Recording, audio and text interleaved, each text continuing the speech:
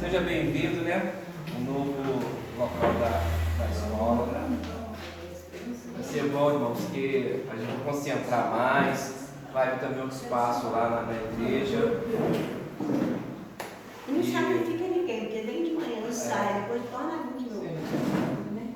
Não é que cansa, mas. Não, mas é longe, né, irmão? Longe. 2 lugares, assim. É longe.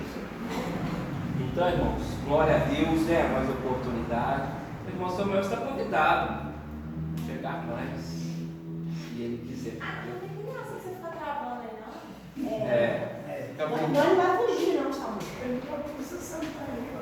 Então, estou muito feliz, irmãos, mais uma oportunidade que nós temos de meditar na palavra do Senhor Jesus. Né? Estamos num ministério que foca na palavra de Deus, é uma bênção. Né? E ouvir, né? A gente tem uma relação, irmão Giovanni, que não ouve muito.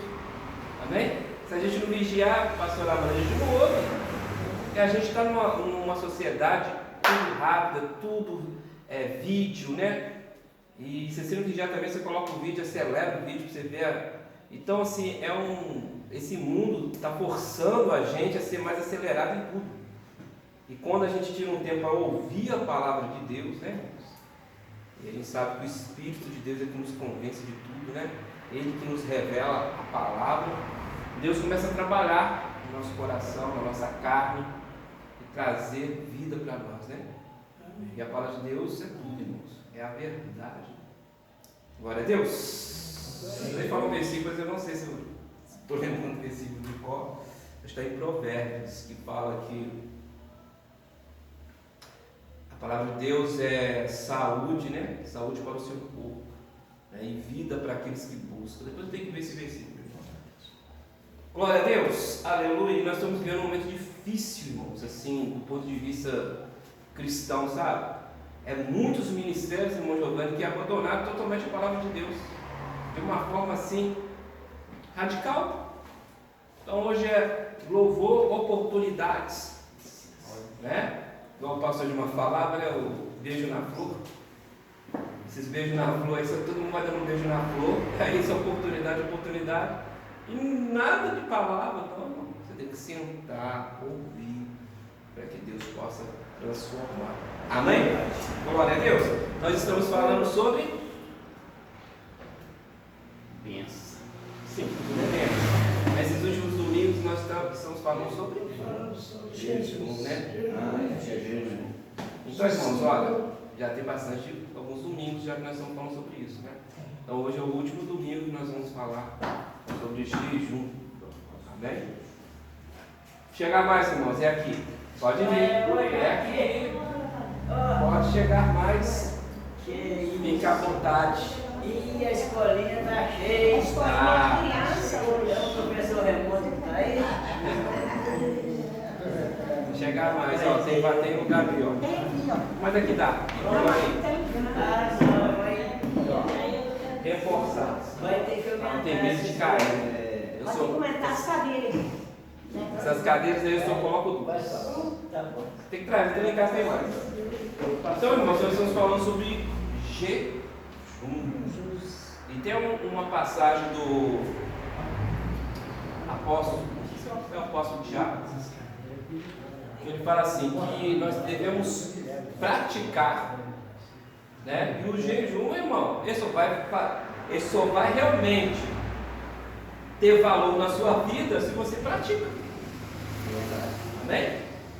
Olha, Jesus praticou jejum, Paulo praticou jejum. Gente, pessoas que nem eram judeus na época praticaram jejum. Então é uma arma espiritual. Então o jejum, perguntar aos irmãos, hein? Qual que é a função do jejum, irmãos? Quem arrisca responder?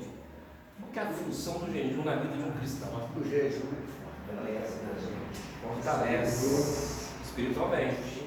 Amém, irmãos? Verdade. O jejum vai te fortalecer. Então o jejum é bom para quem?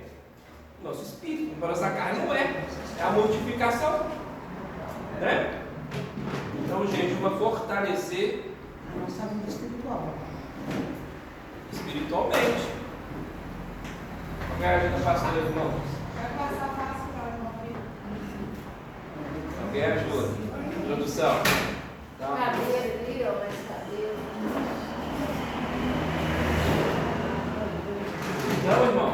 Aí pode fechar porque já tá abafando bem aqui, né? Porque o som é ondas, né, irmão? Glória a Deus. Então, irmãos, o jejum, ele fortalece o quê? O meu homem espiritual. Ué, de acordo com a palavra de Deus, eu sou um espírito recriado, nascido de novo. Eu estava morto. Cristo me ressuscitou, não, me recriou de novo no espírito, também. Então eu sou um espírito que tem um corpo. Não é um corpo que tem um espírito, não. Olha, o Senhor Jesus disse o quê? Na verdade, que a carne é. E a gente, nada está por dentro da carne. Mas o espírito, ele é a terra, pode. Então, quando eu faço o jejum, eu fortaleço meu homem espiritual. A Bíblia também diz o seguinte, que a carne milita, grita, e o espírito. Então, que há um embate aí, oposição. Eu também que eu falei, se não falha a memória, agora eu não sei qual é a referência, mas Paulo fala sobre os frutos da carne e os frutos do espírito.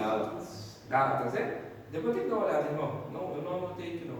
Então nós sabemos, irmão, você, olha, Jesus entrou na sua vida, você tem o Espírito Santo dentro de você, o Espírito recriado. No entanto, o seu caminhar aqui na terra, o seu caminhar carnal, o que vai acontecer?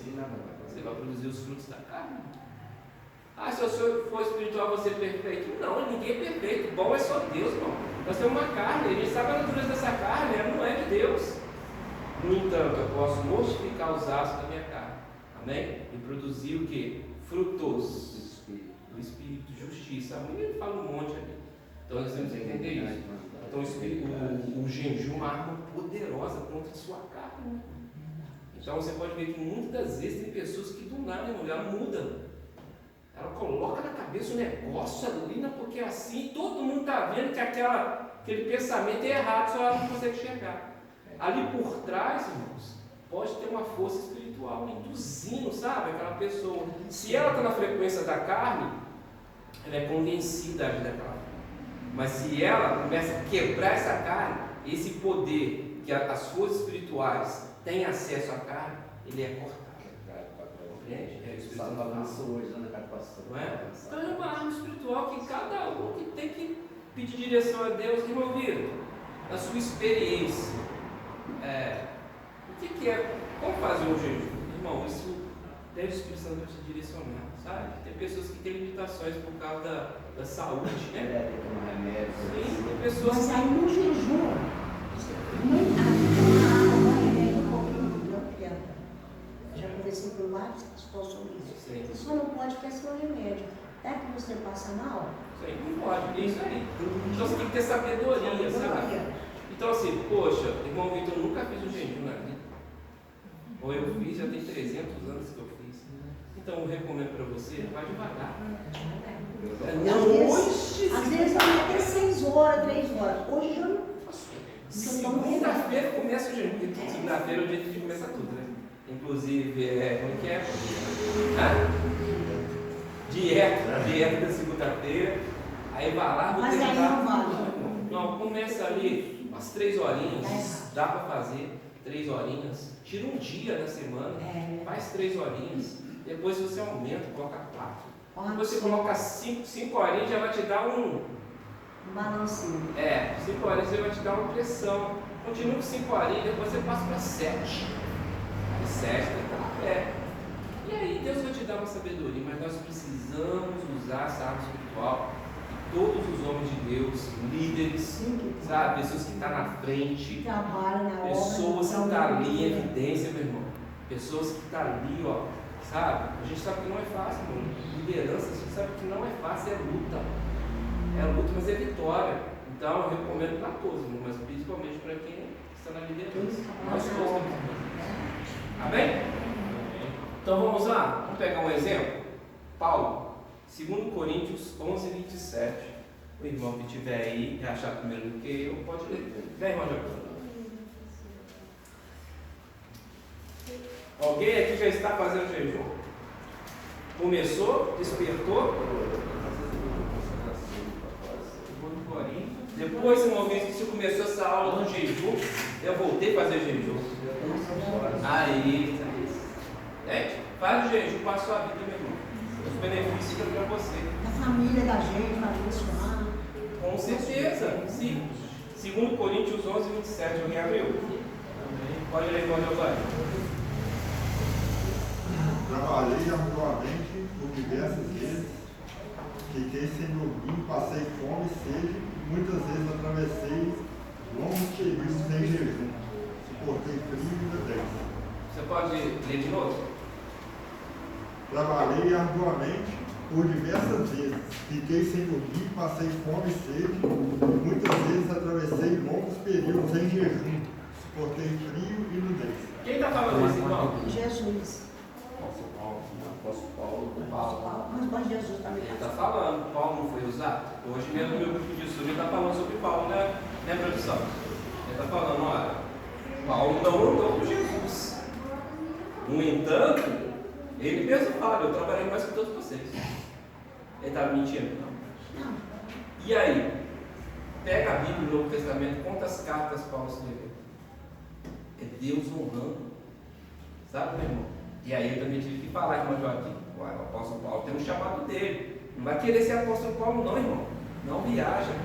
Deus tem um chamado do Senhor, irmão Joaquim. Tem um chamado para mim, tem um chamado para cada um. Sabe? E não tem chamado melhor ou pior. Mas aquilo que Deus precisa no reino dele. De repente o seu chamado é ganhar a sua família. Interceder pela sua família. Né? O outro é evangelizar. O outro é alcançar outras pessoas, amém? A gente não sabe, eu sei o chamado, glória a Deus. Mas procure o seu. Se você ainda não conhece o seu chamado, desperta. A Bíblia diz o seguinte: desperta tu que dormes. De repente Deus deu o seu chamado, mas você está dormindo, naquele conforto. Tá, meu? O conforto sempre vai nos perseguir, irmão Joaquim. Sempre, porque é da nossa carne. Nós queremos sombra e água fresca. O mais fácil possível. Sabe? Natureza. Oi? Natureza. Isso. Então nós temos que ter sempre isso em mente, irmão. Tem uma carne que está sempre puxando você para não fazer nada. Amém? Quando você mortifica ela, começa a aparecer a vontade do Espírito que é servir o Senhor Jesus. Amém? E assim como outras pessoas intercederam por nós, oraram por nós, devolver o dízimo, manter a casa de Deus aberta, né? A água em dia, luz, aluguel. Alguém fez isso por nós. Hoje nós fazemos a obra de Deus para que outras pessoas tenham oportunidade. E quem trabalha na obra de Deus, ele tem que ser dizimista mesmo. Verdade. Então Paulo diz aí, meu irmão, que ele passou perrengue, que ele fez jejum. Sabe? Vários. A Bíblia diz que Paulo foi apedrejado, tido como morto. Teve uma passagem em Atos dos Apóstolos que Paulo está na ousadia, pregando meu Jesus, só Jesus. E aí, lógico, né? Os fariseus, irmão Giovanni, os religiosos, que não gostam de religioso, que é o quê? Tradição, né, irmão Giovanni? Perseguia quem? Paulo. E numa noite o Senhor Jesus apareceu para Paulo e falou assim: Paulo, é o seguinte, continue, não tenha medo. Primeira coisa que Jesus falou: não tenha medo, continue, porque eu tenho muitas pessoas para ganhar neste mundo. Olha, quando Jesus fala, meu irmão, não tenha medo, a coragem aparece. Sabe?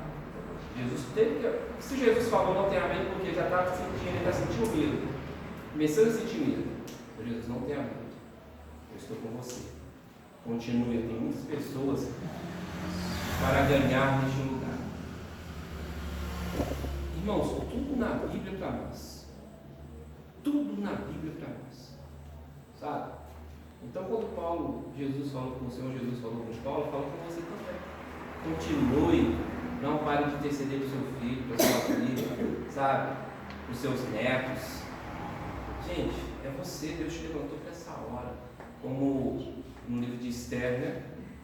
Esther, Deus deu graça a Esther, Esther virou a rainha daquele rei que estava dominando Israel. E aí o inimigo fez um decreto para quê? Matar todos os judeus. Aí o judeu que era Mordecai falou assim com ela: avisa a Esther aí que ela também vai morrer. Ela falou com ela, né? E ela falou assim, aí ele falou com ela assim: olha, não pense que você você está aí no palácio que você vai sobreviver, porque o decreto vai matar todo judeu. E aí que ela se despertou. Ela falou assim, olha, eu vou entrar na frente, eu vou entrar na presença de Deus. Se eu perecer, pereci. Essa é a decisão.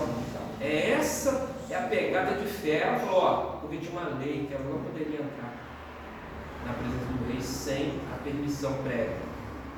Então, se perece. Mas antes que ela falou, pede para todo mundo fazer um jejum. Eu vou fazer jejum também.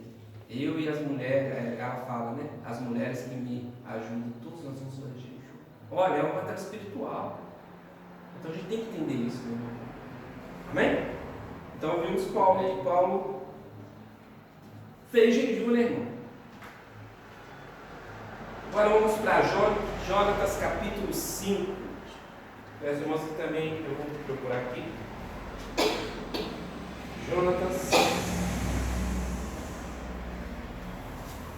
capítulo 5.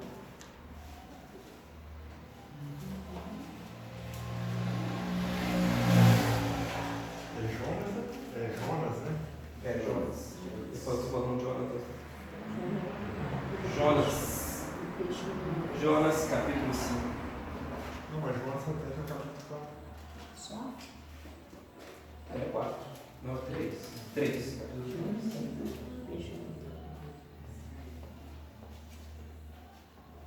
É, 3. Glória a Deus. Amém? Para ver se vocês estão espertos. Pelo jeito vocês estão muito espertos. Todo mundo abriu? O livro do Jonatas, profeta Jonas, capítulo 3. Está fazendo um cabozinho agora, né, irmão? Contrário? Vamos ler?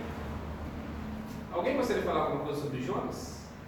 Todo mundo conhece a história de Jonas? Eu conheço todinho. Tremendo, né? Eu li ontem o livro de Jonas, que é 4 capítulos e rapidinho. Mas aí eu já vi coisas interessantes que eu posso usar na minha pregação. Né? Vamos ler? Veio Jonas prega em Nínive. Veio a palavra do Senhor segunda vez a Jonas e diz: pois, vai à grande cidade de Nínive e proclama contra ela a mensagem que eu te digo. Levantou-se, pois, Jonas e foi a Nínive, segundo a palavra do Senhor. Ora, Nínive era cidade muito importante diante de Deus, e de 3 dias para percorrê-la. Começou Jonas a percorrer a cidade a caminho e pregava. E dizia: ainda 40 dias e Nínive será subvertida. Os ninivitas creram em Deus e proclamaram um jejum. Deixa eu só explicar o contexto para os irmãos. Essa era uma cidade muito grande naquele período, irmão Joaquim, uma cidade muito importante. Só que esse pessoal era ruim. A história diz que eles eram cruéis. Eles usavam todos os escravos, irmão Joaquim, eles faziam atrocidades, eles eram cruéis, inclusive os judeus. Então, gente, pensa nos piores tipos de tortura. Sabe? Arrancar perna, eles faziam isso. Primeira coisa, chegava lá, muitas vezes furava o olho para que as pessoas não achassem o local de volta. Então eles eram ruins. Pensa num povo ruim. Saía arrastando para dobrar a terra. Sim, não sei se eles faziam isso assim, mas falou de uma tortura. Que na Idade Média a gente fazia isso, que empalar as pessoas, né? Fincar uma pessoa, um pedaço do topo, gente, uma coisa absurda. E eles eram ruins, muito ruins. E Jonas não queria pregar para eles. Ele não queria. Não queria, porque Jonas não aceitava. Não vou fazer isso, eles não prestam, eles têm que morrer, tem que perecer mesmo. Porque Jonas tinha um sentimento muito negativo com relação a eles, porque muitos judeus também foram judiados desse povo. E aqui explica muito sobre Deus, não sobre o homem, sobre a carne humana.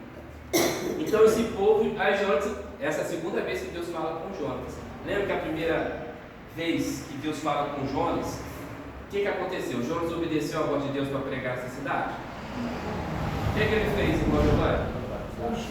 Fugiu, não foi? E aí ele foi parar num navio, e aí veio a tempestade, não foi isso? Aí tiraram a sorte para ver de quem que era a culpa, porque a culpa caiu em quem? Em Jonas, e joga no mar. Jogou ele no mar, o que aconteceu com ele? O peixe engoliu. Veio uma baleia, né? Veio uma baleia. Ele sofreu, nossa, dentro daquela baleia.